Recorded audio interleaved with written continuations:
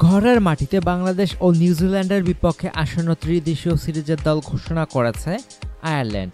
সদ্য শেষ হওয়া ইংল্যান্ড সফরের স্কোয়াড থেকে একটি পরিবর্তন এনেছে আইরিশরা।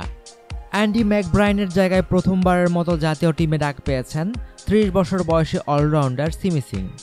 আন্তর্জাতিক ক্রিকেটে খেলার লক্ষ্যে পাঞ্জাবে জন্ম নেওয়া সিমি সিং আয়ারল্যান্ডে পাড়ি জমান। গত মাসেই আইরিশ নাগরিকত্ব পাওয়ার মধ্য দিয়ে অবশেষে তার স্বপ্ন পূরণ হতে যাচ্ছে।